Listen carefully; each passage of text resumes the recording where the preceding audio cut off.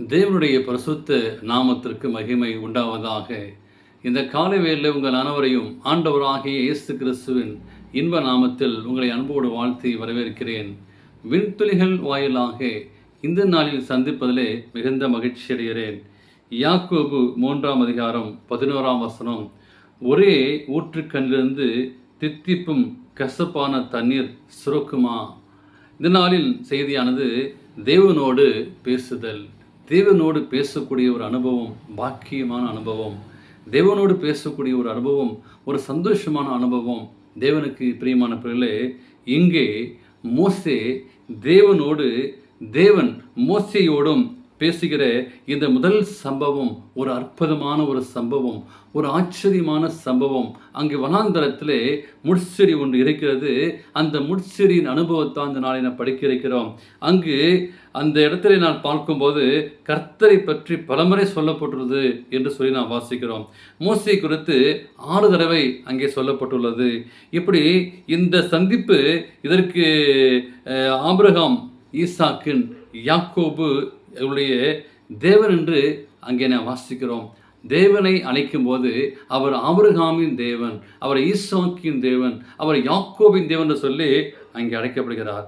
உம்முடைய பேர் என்று சொல்லக்கூட அங்கே மோசே கேட்கிறார். தேவனோடு அங்கே மோசே பேசுவதற்கு தயங்கவில்லை. பார்வனை சந்திக்க அங்கே தயங்கினார்.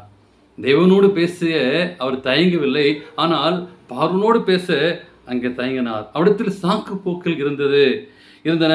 நான் யார் என்று கேட்டு தேவனுடைய வார்த்தைக்கு கீழ்ப்படைய தயக்கம் இருந்ததை அங்கே வெளிப்படுத்தினார். தேவனுக்கு பிரியமான பிள்ளை, உங்களை சந்திக்க தேவனுடைய பெயர் என்ன என்று மக்கள் கேட்டால் தான் சொல்வதற்கு ஒன்றுமில்லை. ஆனால் தேவன் சொன்னார். தேவன் அற்புதங்களை எல்லாம் காட்டிய பிறகு அவருடைய பேச்சு திறமையை இல்லை என்றார். ஆனாலும் உதவி செய்வதாக தேவன் சொன்ன வேறு யாராவது அனுப்புவோம் என்று சொல்லி அங்கே மோசே சொன்னார். மோசேயிடம் ஆண்டவர் பேசுகின்ற பொழுது தமிழத்திலும் தேவன் பேசுவதற்கு நீங்கள் நாளும் இடம் கொடுக்க வேண்டும். மோசேயோடு பேசிய தேவன் இந்த நாளில் உங்களோடு ஆண்டவர் பேசுவார். உங்களுடைய வாழ்க்கையில் பிரச்சனை வரும்போதும், போராட்டம் வரும்போதும், ஊழிய சேர பிள்ளைகள், ஒருவேளை விசுவாச பிள்ளைகள், அந்த மோசேயிட்ட ஆண்டவர் பேசினாரே, ஆண்டவர் இந்த காலை வேளையிலே என்னோடு பேசும் அப்பா, ஆண்டவர் உங்களோடு பேசும்படியாக உங்கள் வாசற்படி கதவை தட்டி கொண்டுள்ளார்.